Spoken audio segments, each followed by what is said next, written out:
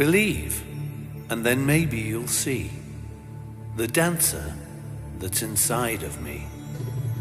My brain says yes. Arms and legs may jerk. I'm just trapped in a body that may not always work. My first question for you is, in one word, how would you describe your experience acting in One Little Finger? One word, I would have to say uplifting. Could you talk about how the script came to you and what made you decide to act in this film? Sure. The script came to me with a little bit of magic. I'd been asked to do 2 other films in India prior to this one, and my representation, my agents, were against me doing either of them because they didn't know the crew and the filmmaking infrastructure in India. They had no way of protecting me if I traveled over there alone. So I was literally led to be fearful of going to India as an actress, mainly because Americans don't really know enough about India in general. But lo and behold, one of those films that I did not take ended up getting into the Cannes Film Festival. I think it was called like Kama Sutra or something like that. And I was so bummed. And later on, randomly, now years later, I was at Lake Shrine near Malibu, which is this beautiful Japanese garden with a friend. And it's a very spiritual yet non-denominational place. And we decided to go sit on the side of the lake where there was a swan in the water to meditate. And we settled in, cross-legged position. I closed my eyes. And as instantly as I did, I had this weird flash of India, like a vision of some sort. It was the strangest thing. And I opened one eye and I turned to my friend and I said, I think I want to go to India. And he opened one of his eyes and he's like, it's already happening. And we were just sort of kidding. But then 2 weeks later, the director of One Little Finger contacted me through Facebook Messenger and offered me the role. And director Rupam Sarma said that he had offered me the role properly through my representation and they had turned it down. But he had the foresight to realize that I probably wasn't aware of that fact. And I wasn't. Nobody had told me, which was super upsetting. And I told him to send me the script directly, that I would read it, I'd get back to him. And I did. I was so moved by the story, and I knew it was something that I was just meant to do. And Rupam had known me as a music artist through the Grammy Foundation, but we didn't know each other personally prior to making the movie. So as to why he chose me specifically, I have no idea, except that he works on feeling and like vibe. And he was very persistent in reaching me. And lo and behold, we had our first international premiere at the Cannes Film Festival. So I didn't really miss anything by not doing that other movie. And, just really everything sort of just came together with a little bit of manifestation and magic, I felt like. Could you talk about your experience working with the director and screenwriter Rubin?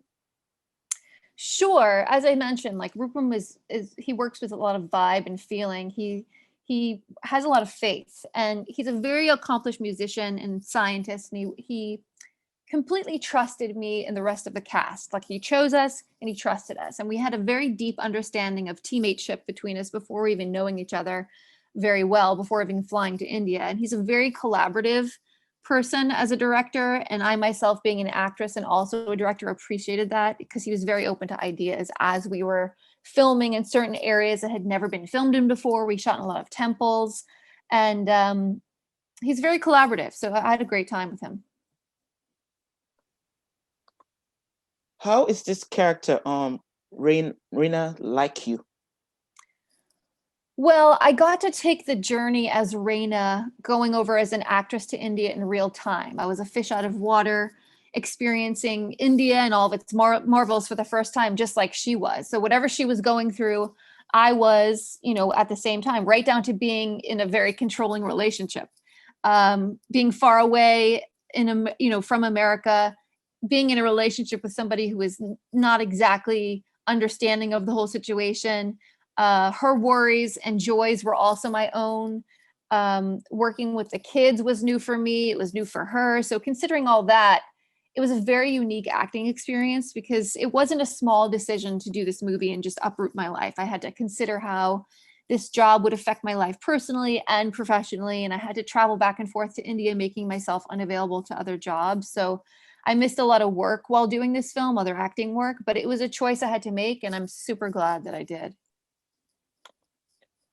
What did you love about this character? what did I love about Raina? I think her willingness to explore on her own and learn, and to take stock of her life in a solitary way to gain a better perspective and have the willingness to change her beliefs. I feel like, yeah, all that. Just her willingness to set out on a journey to sort of find new answers.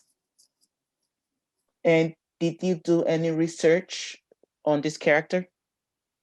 Yeah, she's a neurologist. So I spoke to a few neurologists and neurosurgeons about their practice, but most importantly, about reasons why they would choose or ever had chosen alternative therapies. And there's so many cool and interesting stories about the brain and people literally waking up from comas or snapping out of dementia because of music or music memory and music therapy. The brain is a fascinating organ that we still know very little about. So learning about their own sense of discovery was awesome.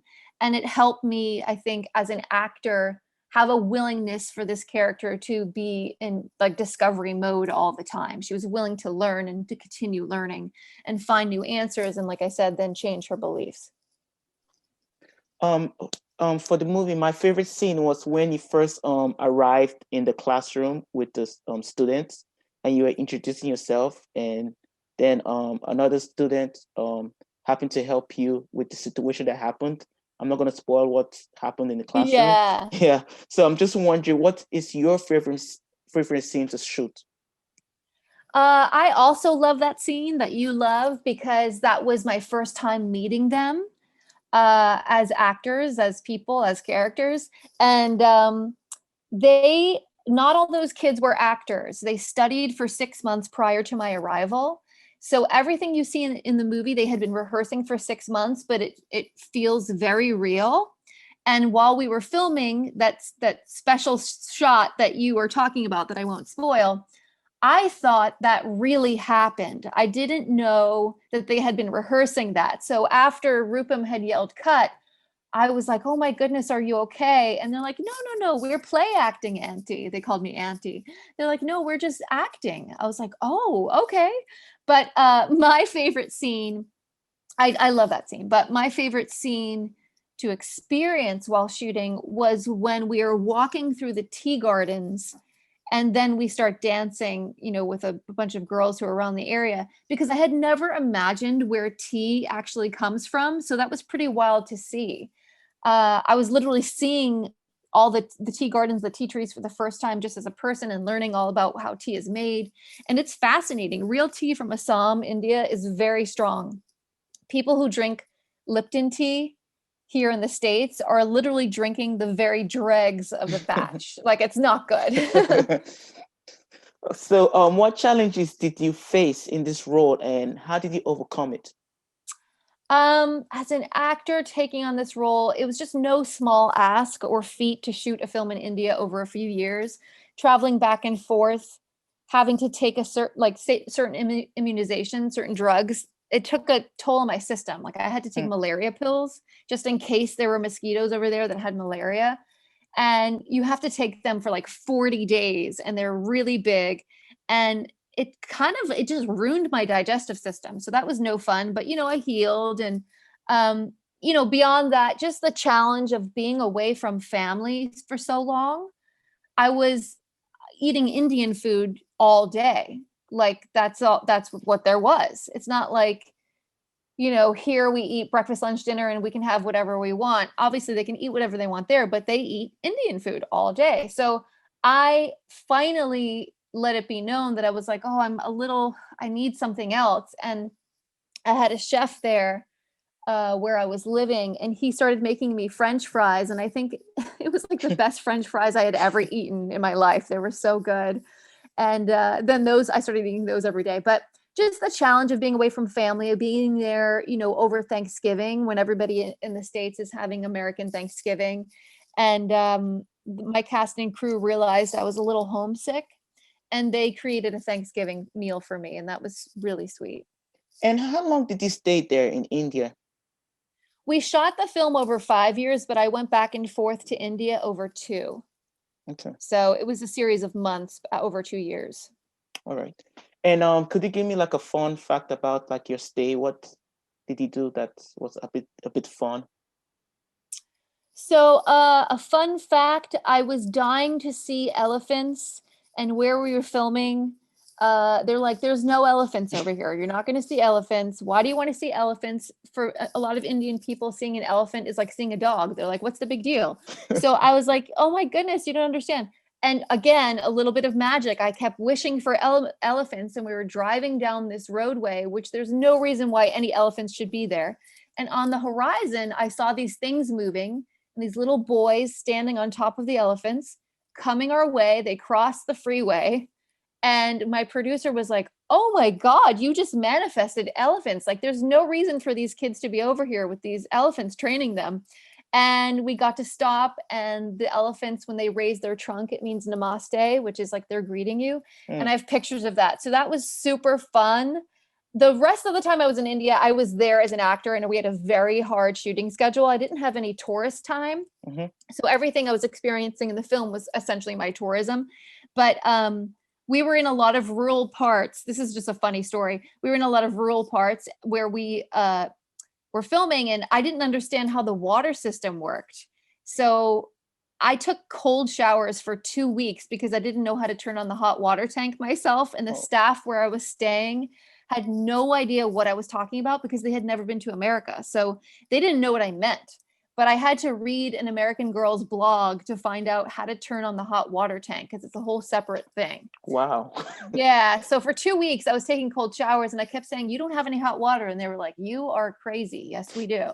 I just didn't know what I was doing. About your co-actors in the film, can you give any fun facts about them or anything that you want to share about them? Sure. Deb Mukherjee, who plays Den in the film, he is such an amazing person. He's the lead that you see in the wheelchair, and he becomes a disc jockey. So he is up for any challenge. He's beyond smart. Between takes, he would play chess on my phone, and he would beat the computer every single time. Like, he's super brainiac smart. And his willingness to just give his all to this role unabashedly, even though he had his own challenges and fears about even doing it. It was just a beautiful thing to watch. He did his own stunts, which is pretty remarkable. As you know, he gets almost run over, and it's, just really everyone in the film who has a disability is beyond brilliant smart. Jija has a PhD. She has cerebral palsy in real life. She has a daughter that she takes care of and a mother who has Alzheimer's. Like, she is very capable. And I think this movie, you watch it and you learn a lot. You realize, like, oh, okay, they can do a lot more than what people give them credit for. What did you hope that the viewers will get out of this film?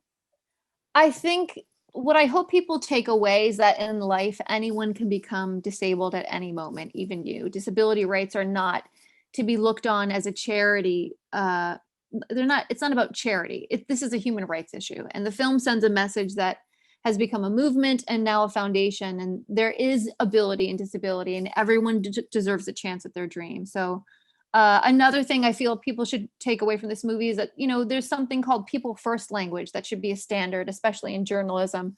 When you speak in this way, you put the person you're speaking about or addressing before their diagnosis. So you would, therefore describe what a person has rather than asserting what a person is. So you would say, this is my sister.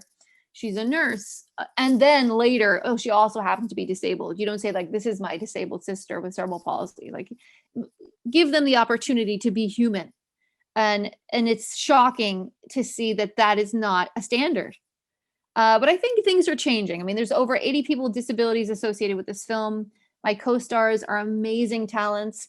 Their resumes are incredible. I'm not talking about just their acting resumes. As I was saying, Den is super smart. I mean, their actual school, work, life achievements. They're great scholars and authors, and some of which studied and became actors to detail these characters similar to their own lives in the film. So you just never judge a book by its cover. It's a very wise saying because it's true. And I think that's the takeaway. What advice do you have for aspiring actors? I would say don't wait for anyone to give you a role. You have to create your own opportunities. Content is king right now.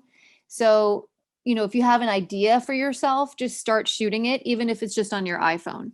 And if your heart and soul is telling you to take this path to be an actor, to be a creative, then by all means, nothing else is going to bring you joy. So come hell or high water, you just got to give it your all. You have to just go for it.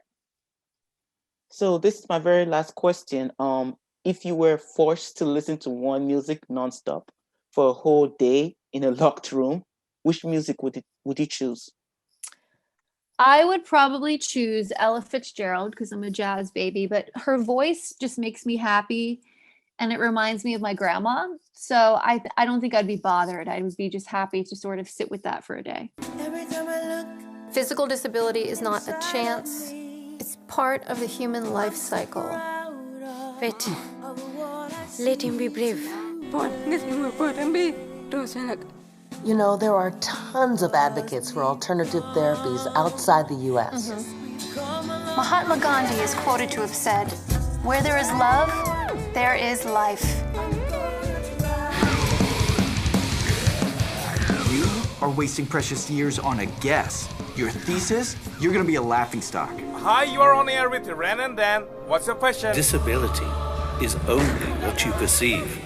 Ability is everything of what you believe.